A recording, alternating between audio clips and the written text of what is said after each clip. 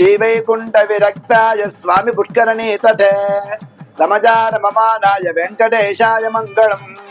ஸ்ரீயப்பதியான பகவான் இந்த புரட்டாசி மாதங்கள் 4 சனிக்கிழமை இந்த வருடம் மலர்ந்திருக்கின்றன.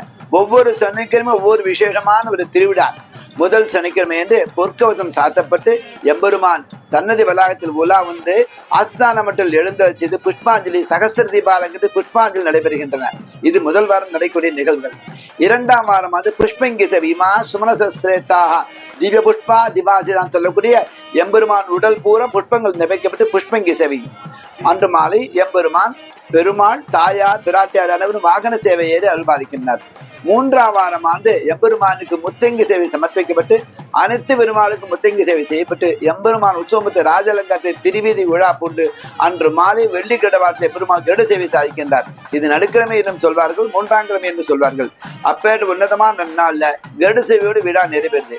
அடுத்தபடியாக 4ஆம் வாரமானது எம்பெருமானுக்கு வெங்கடேஷ் அலங்காரம் செய்யப்பட்டு திருமலையில் நடப்பது போல் சுப்பிரபாதம் தோமால சேவை ஏகாந்த சேவையில் நடைபெற்று மாலையில் எம்பெருமான் பெருமாள் தாயார் ஆண்டாள் அனைவரும் சேர்த்து சில அமரச் செய்து விசேஷமான திருவிழா பூண்டு ஏகாந்த சேவை விழா இனிதல் நிறைவேறுது.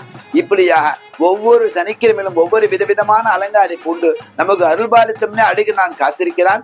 நாம் அனைவரும் பக்தி ஸ்ரத்தையோடு விரதம் பூண்டு பக்தியோடு தூயோமாய் வந்து தூமலர் தூவி தொழுது வாயினால் பாடி மனத்தினால் சென்று தூய்மையான பக்தியோடு எம்பெருமான் ஆலயத்துக்கு சென்று அவனை வழிபட்டோமானால் இகவர சுகமெல்லாம் கிடைக்கப்பட்டு நோயின்றி பிணியின்றி ஆரோக்கியத்தின் வாழ வடிவுக்கும் நன்னாளா மலர்ந்து நாம் அனைவரும் அழகினாக சென்னாண்டு பல்லாண்டு பாடுவோமாக.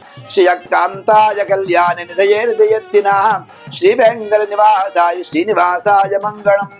லோகா சமஸ்தா சுகினோ பவந்து. ஜெய் ஸ்ரீராம்.